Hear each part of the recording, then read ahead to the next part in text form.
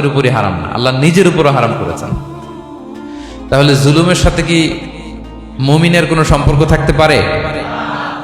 পারে না। এবং আল্লাহ তাআলা কখনো কোনো বান্দার উপর জুলুম করেন না। ওয়া আন্নাল্লাহা লাইসা বিযাল্লামিন লিল আবিদ, তিনি তার বান্দার উপর জুলুম করেন না। কোনোভাবেই যেন জুলুম না হয়ে যায়, এজন্য আল্লাহ তাআলা কিয়ামতের দিন মাওয়াজিনাল কিসত, ন্যায়ের মানদণ্ড তিনি প্রতিষ্ঠা করবেন, যাতে একটু ভুল না হয়ে যায়, জুলুম না হয়ে যায়।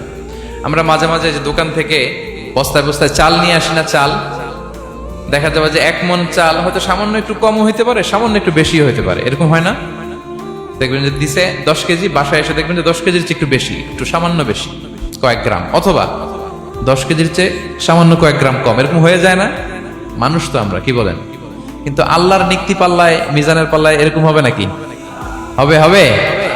আল্লাহ বলে না, মাওয়াজিনাল কিসত, ন্যায়ের মানদণ্ড সেটা। ফামাইয়া আমাল মিসকালা যাররাতিন খায়রান ইয়ারা, যাররা পরিমাণ ভালো করেছো তো সেটাও ওজন দেয়া যায় ওই পাল্লায়। সুবহানাল্লাহ পড়বেন না? ফামাইয়া আমাল মিসকালা যাররাতিন শাররান ইয়ারা, অনুপরিমাণ খারাপ করেছো সেটাও ওজন দেয়া যায়, কারণ ওয়া আন্নাল্লাহা লাইসা বিযাল্লামিন লিল আবিদ, তিনি বান্দার উপর জুলুম করেন না। তিনি এমন পাল্লা দিয়েছে যাতে জুলুম না হয়। আমাদেরটাই ভুল হয়ে যেতে পারে, ওনারটাতে ভুল হলে চলবে না, কেউ জিতে যাবে, ঠকে যাবে, কি বলেন? জাররা কাকে বলে? জাররা, জাররা মানে এত ছোট জিনিস, এত ক্ষুদ্র জিনিস যেটা খালি চোখে দেখা যায় না।